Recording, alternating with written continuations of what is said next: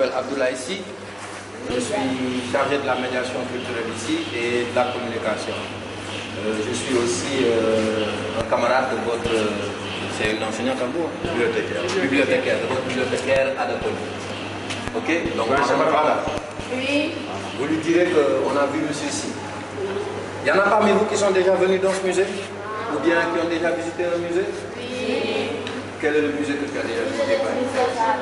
Tu as dit oui? Oui. Musée des civilisations. Et il y en a parmi vous d'autres? Quel autre musée? Le Louvre. Cool, ouais. Tu as dit musée de Gorée? Non, c'est lui qui a dit ça. Qui ça? Il y a un mot que j'aimerais vous demander, si vous savez ce que ça signifie. Patrimoine. Patrimoine. C'est la première fois que vous entendez ce mot. Ok. Héritage. Vous avez entendu héritage? Oui. Ok. Est-ce qu'il y en a parmi vous dont les grands-pères ou grands-mères ont laissé quelque chose pour eux? Ou bien pour vos parents? Est-ce que par exemple ton papa ou ta maman a quelque chose qu'il a reçu de son papa ou de sa maman? Oui. Oui. Ça c'est une canne. Ça c'est le patrimoine de chez moi. Parce que ça vient de ton grand-père. Et c'est parti vers ton père. Peut-être que ton père va le laisser à toi. Et toi, tu vas le laisser à toi. Donc le musée, on s'écoute s'il vous plaît. On s'écoute. Vous aviez dit que c'est un endroit pour apprendre des choses. Et quand on va quelque part pour apprendre des choses, on reste concentré. On reste focus et on prend des notes. Si on va enregistrer, on prend des notes. Ok? Donc le musée est un lieu qui conserve le patrimoine, qui le protège, mais aussi qui le partage. On parle de transmission. La transmission, c'est tout à l'heure ce que je t'ai dit. Ton grand-père avait une carte, il l'a transmis à ton papa. Et ton papa peut-être va probablement te le transmettre. Donc la transmission aussi est un rôle que le musée joue. Ce que vous voyez ici, en fait, c'est des objets qui ont eu à exister dans le passé dans beaucoup de communautés. Ok? Maintenant, ce que vous devez savoir en cadre général concernant le musée, ce bâtiment, avant d'être un musée, il a été deux choses. La première chose, c'est que ça a été l'hôtel de l'administrateur colonial. Ce bâtiment a été construit entre 1931 et 1932. Vous savez tous que le Sénégal a été colonisé par la France. À l'époque coloniale, il y avait ce qu'on appelait des gouverneurs. Ok? Et ici, c'était l'hôtel de l'administrateur colonial. De 1932, on s'écoute s'il vous plaît, de 1932 jusqu'à 1936, ce bâtiment était réservé à l'hôtel de l'administrateur colonial. Oui. De 1936 jusqu'en 1966, ce bâtiment a accueilli les bureaux de l'IFAN. Vous savez ce que l'IFAN signifie? Oui. Oui. Institut fondamental. Institut, pas institution. Institut fondamental d'Afrique noire. L'IFAN est un institut de recherche, ok, qui, dont le travail tourne autour du patrimoine de l'héritage africain, ok. Donc de 1936 jusqu'en 1966, ce bâtiment était uniquement réservé au bureau de l'IFAN. Et depuis 1966 jusqu'à maintenant, ce bâtiment est devenu un musée et on a transféré les locaux de l'IFAN. Théodore Monod était le premier secrétaire général de l'IFAN. Ok? C'est la raison pour laquelle nous lui avons rendu hommage en lui donnant le nom de ce bâtiment, de cette institution. Donc, ce que vous voyez, ça fait partie de nos collections. On s'écoute s'il vous plaît. On s'écoute, on reste concentré. Ok? S'il vous plaît, on s'écoute, on reste concentré. Ce que vous voyez ici, ça fait partie de nos collections. Nous avons une collection d'à peu près 10 000 objets. Et ces 10 000 objets viennent de 22 pays africains. Ok? Donc, dans cet espace, nous avons développé plusieurs thématiques. Nous avons développé la thématique de l'initiation. Quelqu'un peut me dire ce que c'est l'initiation? va faire ça pour voir. Et il faut savoir que, en tant que jeune, il est très important quand vous venez dans des lieux pareils de rester concentré parce que ça retrace une partie de votre histoire. Ça vous permet de vous identifier et de savoir qui vous êtes. Ok? Les trois figures là, vous en connaissez peut-être un seul. Une seule. Ces deux là. Comment s'appelle celui-là? Kumpo. Non, ça c'est le Kankoran. Et ça c'est le Ejumba. Donc, le Kankoran, le Ejumba et le Kumpo. Ce sont trois figures qu'on retrouve d'habitude dans l'initiation chez les Diola ou chez les Socé. Ok? On va prendre un cas particulier que vous connaissez tous qui est le Kankoran. Le Kankoran, vous le connaissez en tant que peut-être quelqu'un qui a juste deux machettes qui courent dans la rue et qui fait peur aux enfants. Oui? Kankoran en français? Non, sincèrement, il n'y a pas de nom en français. Hein? Et ça ne fait pas partie de notre culture. Ok? Ça fait partie de ta culture, toi, en tant qu'Africain. Ok? Le Kankoran, il est dans l'initiation en tant que protecteur. Vous savez, l'initiation, c'est juste une formation. C'est comme vous, quand vous allez à l'école, on vous forme. L'initiation est une transition, c'est-à-dire une formation qui consiste à former des jeunes adolescents à l'âge adulte. Entre 13 ans et 14 ans. Chez certains, ça peut aller beaucoup plus loin. Ok? Et dans l'initiation, on a des stations. On a la circoncision chez les garçons et l'excision chez les filles. Mais l'excision est abolie maintenant au Sénégal. C'est interdit par la loi. Ok? Mais ce qui se passe dans l'initiation consiste à faire de ces jeunes adolescents de futurs hommes. Donc, on les prend, on fait un retrait de 3 semaines dans bois sacré. On bois sacré, on reste là-bas. Et durant ces 3 semaines de séjour, ils sont formés à beaucoup de choses, à avoir du courage, à savoir ce que c'est le respect. Parce qu'on est dans une société, on est une communauté qui donne beaucoup d'importance au respect. Aujourd'hui, on a tendance à dire que, par exemple, votre génération n'écoute plus. Si, parce qu'il y a beaucoup de choses peut-être qu'on a perdues en cours de route. Mais il faut savoir que le respect est quelque chose de très important pour le jeune, comme aussi pour le grand. Parce que le respect ne va pas dans un sens seulement, il va aussi dans les deux sens. Le jeune doit respecter le grand, mais la grande personne aussi doit respecter l'enfant, mais aussi protéger le plus jeune. Et, comment dire, le couver. Ok? Dans l'initiation, on les apprend aussi ce qu'on appelle les secrets de la nature, à savoir la connaissance des plantes. Parce qu'avant, on est dans nos pharmacies chez nous, ici, les pharmacies modernes, on arrivait à se soigner avec les plantes. Et il fallait savoir les noms des plantes, quelles sont les maladies que c'est la tradition de. Donc ça aussi, c'était de l'apprentissage.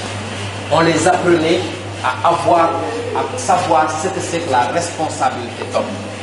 Chez les femmes ou chez les filles, l'initiation consistait aussi à les préparer à la vue de futures femmes, de futures épouses, de futures mamans. Ok? Donc, le Kankoran, il joue le rôle de protecteur. C'est lui qui va avec les jeunes initiés. Il y a un conte ou un mythe, dira-t-on, qui raconte qu'une femme, on dit toujours que les femmes sont curieuses, a voulu savoir un jour ce qui s'est passé dans le bois sacré. Et quand elle s'est transformée en oiseau pour intégrer le bois sacré, le Kankoran l'a captée et l'a transformée en une muette et en une sourde. Pour qu'elle ne puisse... Non, en une aveugle et une muette, pour qu'elle ne puisse pas raconter ce qu'elle avait vu. Parce que tout ce qui se passe à l'intérieur de l'initiation reste à l'intérieur de l'initiation. Un non-initié n'a pas accès à ces endroits-là. Et l'initiation était quelque chose de très important parce que ça contribuait à l'éducation du jeune. Ok? Aujourd'hui, nous, on a juste l'école, peut-être l'école coranique, mais avant, il y avait aussi d'autres choses qu'on intégrait qui participaient à la formation du jeune. Donc le camp courant joue ce rôle de protecteur-là. Dans la vraie vie, les bâtons qu'il a, c'est des machettes pour faire du bruit, mais aussi pour corriger les selbes. Les selbes, d'habitude, c'est ce qui accompagne les accompagnants des jeunes circoncis. Ok? Donc, on a le camp courant, on a le Ejumba, il joue aussi le rôle de régulateur social. C'est-à-dire, quand on est dans une communauté, il peut y avoir des problèmes, ou bien, disons par exemple pour le cas du football, un jeune qui a tendance à dévier les règles de la communauté, c'est le concours qui le ramenait à la raison. Ok? On organisait un grand événement dans le village, et on le mettait au centre. Et on lui faisait faire des choses, des exercices, juste pour le ramener à la raison, pour comprendre qu'il est dans une communauté et qu'il y a des règles que la communauté a régies et qu'il se doit de respecter. Et là, on a quelques accessoires. Ok? On a quelques accessoires. On a une corne qui servait de sifflet pour rassembler les jeunes. On a ce qu'on appelle un cache-sexe qui est fait à partir de raffia. Parce que aujourd'hui, dans la circoncision, on fait des bandages. Mais à l'époque, c'était ce cache-sexe-là qu'on utilisait. On mettait des plantes pour éviter les infections. Donc la connaissance était là bien avant que la modernité n'arrive. C'est pas pour rien. Moi, je ne suis pas d'accord quand j'entends les gens dire qu'on n'a rien créé. C'est faux. Vous ne pas ça qu'on a fait. L'Afrique a la connaissance. L'Afrique a pu créer beaucoup de choses. Et sur ce, on va faire une transition sur l'élément qui est derrière nous. Juste imaginez-vous, sans regarder le cadre, on ne triche pas. Je veux savoir si vous êtes réellement des connaisseurs. Dites-moi. Dites-moi, ça vous renvoie à quoi? Vous pensez que c'est quoi? Imaginez-vous. Un cercueil, peut-être? Non. Non. C'est là où le camp courant se transforme. Là où le camp courant se transforme, peut-être? Un tambour? Non. Oui, c'est un tambour. On l'appelle le tambour à fente. Mais son nom vernaculaire, c'est-à-dire son nom local, c'est le bombolon. Le bombolon. Ok? Celui-ci, il nous vient du sud du Sénégal, de la Casamance. Le bombolon est un instrument de musique, mais aussi un outil de communication. Ce bombolon permettait de communiquer entre villages. Et la personne qui devait jouer cet instrument avait deux gros bâtons pour taper sur le bombolon. Et le son que sortait le bombolon allait très loin. Et le village environnant aussi transmettait le message qu'il venait de recevoir. Et ce message pouvait être une invitation à un mariage, à un baptême ou à un funérail. Ou si il y avait des attaques qui se préparaient contre certains villages, on essayait de trouver un village central où on va tous se rencontrer pour parler de nos problèmes. Et il y avait ce qu'on appelait les codes sonores. La personne qui doit battre ce tambour doit être quelqu'un d'initié. Parce que si c'est un mariage, il y a une manière d'informer que c'est un mariage à travers le bâton. Et en regardant bien le tronc, vous voyez, il n'y a nulle part où on a eu à couper en deux ou quoi que ce soit. Ce trou a été fait directement sur le tronc. Et quand vous avancez, vous allez voir les traces des travaux. Venez, venez. Doucement. Doucement, doucement. Les traces des travaux. Ok? Maintenant. Allez, levez-le maintenant. Ceux qui n'ont pas vu, allez. Ceux qui n'ont pas D'habitude, regardé, allez, laissez les autres regarder. Allez. C'est bon? C'est si, tu vois les traces, ça est là, la sculpture. Ok? Allez, C'est bon, allez, c'est bon. Regardez, pourtant je me suis rapproché sans pour autant toucher. Dans un musée, on ne touche pas aux autres. Oui, c'est ça. Ok? On ne touche pas aux autres. L'autre chose, la plupart du temps, quand on va dans des musées, on voit waouh, on voit juste que le beau, on voit juste que ce qui est joli.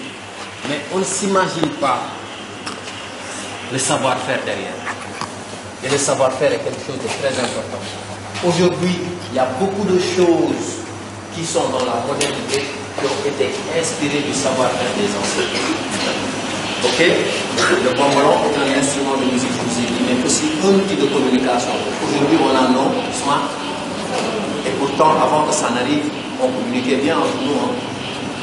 On communiquait bien.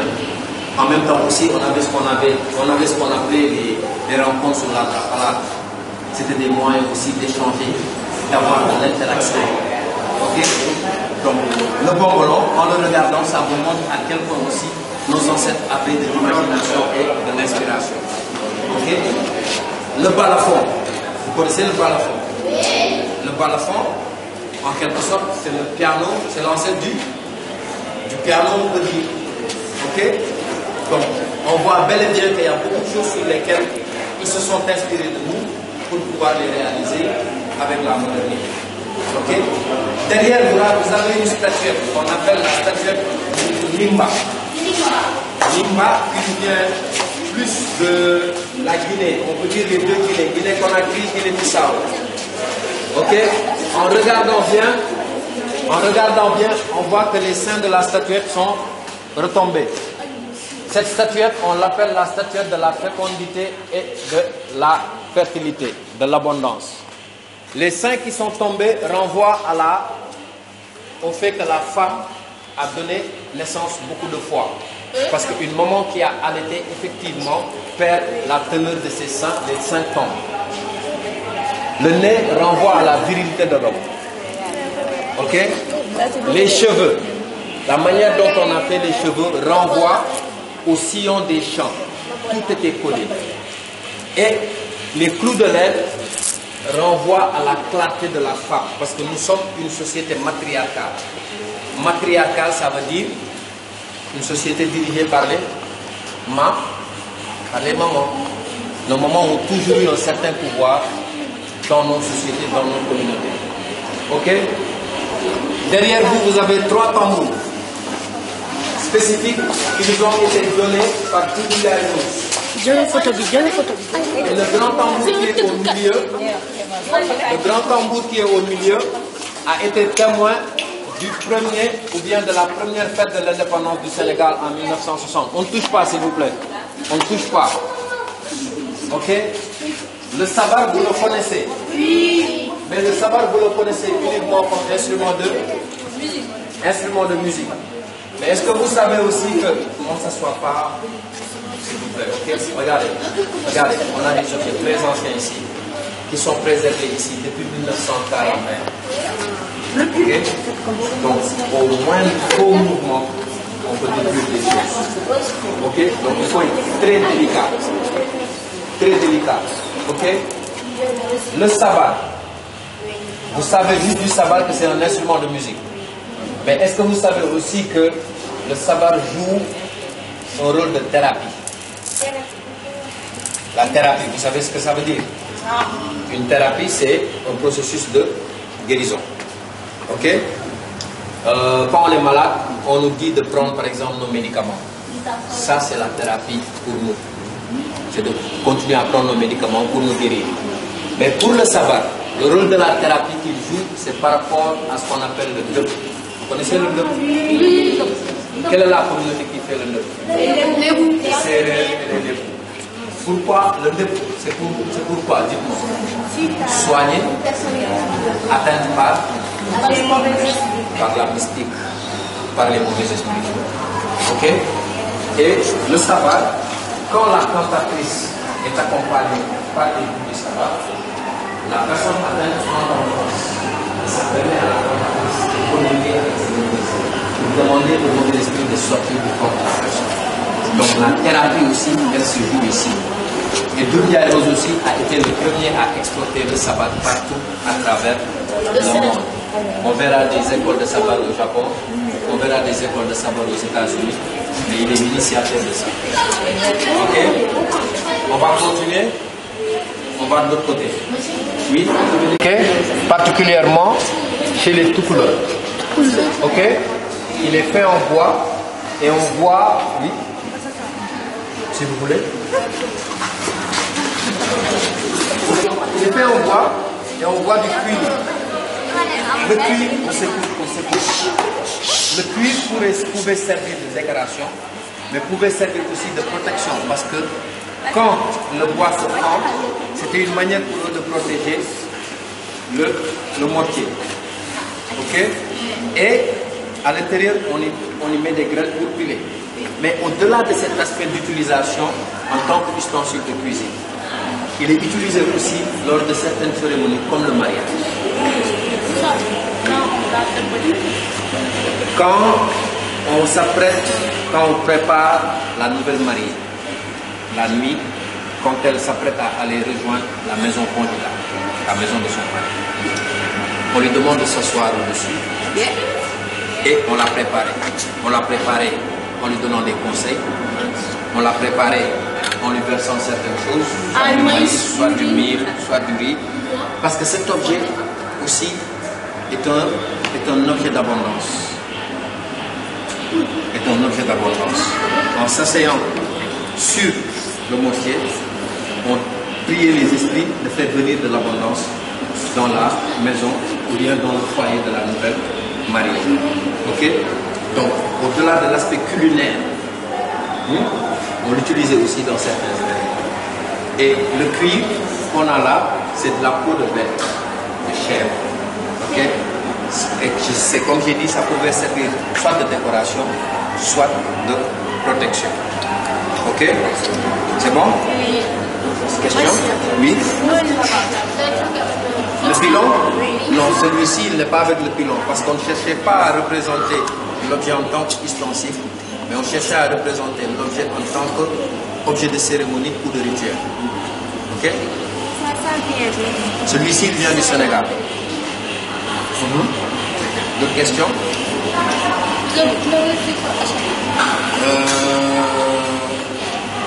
Ça, c'est avec les missions de collecte. Celui-ci a été collecté en 1971. Donc, depuis 1971, on a ça dans nos réserves. Quel masque? Lequel? Celui-ci? Ou bien celui qui est là? Là. C'est le Tiwara, Hop là! Je parle de celui-ci. Tous les deux. Tous les en fait, trois. ça, c'est un costume de rituel. Comme ça. Ok? Mais ce costume-ci, les éléments viennent de différentes zones. Ok? Mais c'est quelque chose, c'est un vêtement, celui-ci c'est pour les femmes. Normalement, on avait deux calebasses qui représentaient les seins, mais c'était porté lors de certains rituels. Mais on va parler spécifiquement du Tiwara. Tiwara. Le Tiwara est la figure chez les Dogons. Les Dogons, vous connaissez les Dogons? Les Dogons du Mali. Effectivement, les Dogons du Mali. Chez les Dogons, ou chez les Bambara, on dira aussi, le Tiwara est l'esprit qui les a enseignés à cultiver la terre. Parce qu'on voit, il y a la forme de l'antilope. Là, c'est une antilope femelle avec son petit. Et l'antilope, en utilisant ses cornes pour couvrir la terre, ils ont appris à semer des graines. Et la personne qui porte ce costume a deux gros bâtons, longs bâtons comme ça, et il imite la danse de l'antilope. Ok? Mais en regardant aussi, cette image-là, elle nous renvoie au logo de l'UCAD, de l'Université Cheikh Anta Diop. Parce que pour les Dogons, c'est l'esprit qui les a transmis le savoir. Donc l'antilope joue le rôle de transmetteur du savoir. C'est la raison pour laquelle on a utilisé le Tiwara comme logo pour l'UCAD. Parce que l'université, c'est une maison de vie et de la transmission du savoir. Ok? D'autres questions? La vidéo qu'on voit, elle a été réalisée par un artiste camerounais. Parce qu'il faut savoir que nous recevons beaucoup d'artistes internationaux qui ont ici souvent ce qu'on appelle des résidences artistiques. Les résidences artistiques, on ne peut pas tous être là, mais cette vidéo, il nous montre comment se passe un rituel chez les Bamileke. Les Bamileke du Cameroun. Ça, c'est au Cameroun. On s'écoute. Ça, c'est au Cameroun. Et ce qu'il essayait de faire, c'était de montrer une certaine similitude existante entre nos manières de faire nos rituels chez certaines communautés et la manière dont font les Bamileke leur rituel. Et lui, il s'est plus inspiré du Ejumba, la figure qui est juste à côté du Kankuran, avec les deux corps. Donc en regardant, on voit le process du rituel. On verra aussi par exemple celui-ci, il a un petit bombolon, un mini bombolon qu'on voit ici avec deux trous. Parce que le bombolon, on peut le retrouver dans beaucoup de zones géographiques. Oui. Celui-ci, c'est un rituel funèbre. Mais c'est juste une simulation. C'est quoi Funéraire. Qui a un rapport avec les funéraires. Ok? Donc là, il montrait juste cette figure qui renvoie un peu à l'Ejumba. Et comme je disais, le bombolon, on en a vu un petit, on peut le retrouver dans plusieurs zones géographiques. Ça, c'est du textile. On a aussi une collection de textiles. Le tissu bleu, par exemple, il nous vient du Sénégal. Et l'autre, il nous vient du Mali ou du Burkina. C'est de la Guinée celui-ci plutôt, excusez-moi. Donc pour le textile, il s'agissait juste aussi de montrer le savoir-faire à travers les motifs. Mais il faut savoir aussi que le textile, par exemple le pagne, nous on sait juste du pagne et c'est pour voilà, s'habiller, voilà. Mais le pagne, il y a autre chose que tu sais du pagne? Déjà pour le pagne tissé, le pagne rabal. Vous connaissez le rabal? Sur rabal. Vous ne connaissez pas le sur rabal?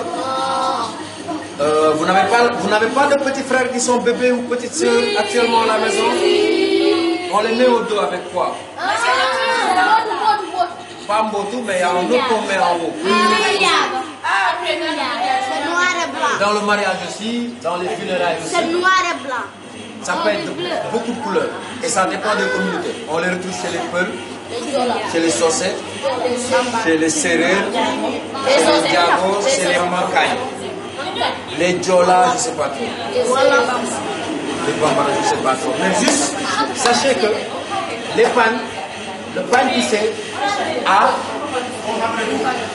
une valeur aussi mystique. Ok? Mais au-delà aussi de ça, les pagnes, les filles, quand vous mettez vos goûts avec vos pagnes, est-ce que vous saviez à l'époque que la manière de nouer le pagne pouvait nous définir si c'était une fille célibataire, une fille mariée ou une veuve? Oui, c'est ce qu'on appelait les cordes. On savait, en fonction de comment tu nouais ton pagne, on pouvait savoir si tu étais célibataire ou si tu étais veuve ou si tu étais marié. Même la coiffure, aujourd'hui je vois que vous faites les lives, vous faites des extensions, vous faites des cheveux naturels. Mais même la coiffure permettait d'identifier ça. Si cette femme était triste, si elle était célibataire, si elle était veuve. Si elle allait quoi? Si elle allait devenir veuve. Ça, personne ne peut le savoir. Donc, il faut bien garder ça en tête. Et c'est pour vous dire que tout ce que la modernité nous a donné jusqu'ici, on ne peut pas dire que tout est bon. Il y a des choses qui sont effectivement nécessaires, qui nous ont aidés peut-être à évoluer, mais il y a des choses qui nous ont fait perdre, que la modernité nous a fait perdre. Et très sincèrement, moi, si je devais faire un choix, j'allais retourner au passé pour prendre certains aspects que je veux maintenir avec le monde actuel. Parce que c'est ce qui a fait qu'on a perdu beaucoup de nos valeurs. Okay? Aujourd'hui, on est trop épanoui, ce qui est bon, mais aussi on a dépassé quelques limites pour moi qui sont très dangereuses pour nous. Ok? Donc sans plus tarder, on va se lever et on va progresser. Aussi, Kajambo, c'est celui qu'on retrouve dans les rizières en cas de passage ici. Le Kajambo. Celui-ci, c'est comme une pelle. C'est celui-ci qu'on utilise dans les rizières en Casamance. C'est pour retourner la terre. Ouais. Voilà, on a ça, c'est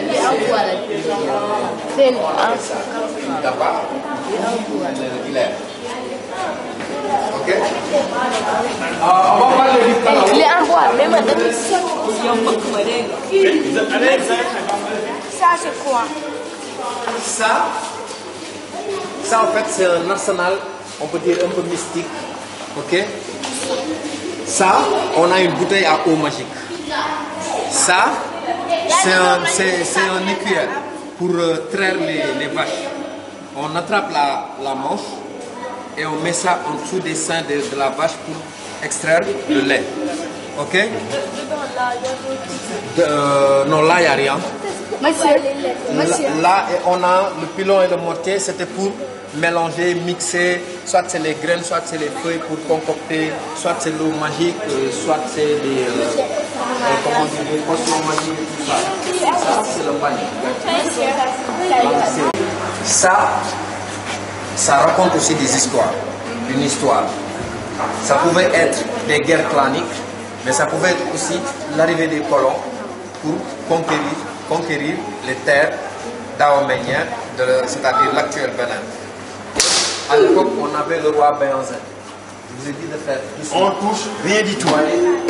Vous voyez, c'est la raison pour laquelle je vous dis, quand vous êtes ici, non, c'est juste le compte plaqué. Mais quand vous... Écoutez-moi. Écoutez-moi. Regardez, quand vous allez dans des espaces comme ça, il faut être très prudent. Ok? Parce que ce qu'on a ici, peut-être pour certains, ça n'a pas de la valeur, mais nous qui l'avons depuis plus de 60 ans, on sait la valeur de ça. Ok? Donc il faut être très prudent quand vous allez dans des lieux. C'est un lieu pour vous épanouir. Ok? Mais il y a des règlements aussi. Quand vous entrez, on ne court pas, on ne crie pas, parce qu'il y a d'autres visiteurs, il faut respecter aussi les autres qui sont là. Donc vous ayez l'habitude. Ok? Maintenant, ce qu'il faut savoir, c'est qu'on avait une exposition contemporaine en haut, mais on va la décrocher. Je ne pense pas que vous pourrez la voir. Mais sachez que cet espace, c'est un espace pour vous. Au-delà de ce que vous venez de voir, moi en tant que médiateur, samedi passé, je viens de terminer des activités artistiques avec des jeunes comme vous. Pendant 3 samedis, ils se sont inscrits, ils sont venus, ils ont fait des créations formidables. Je pense que j'ai mon téléphone pour vous montrer un peu de réalisation, de choses qui ont été faites par des jeunes de votre âge, faites par des jeunes comme vous.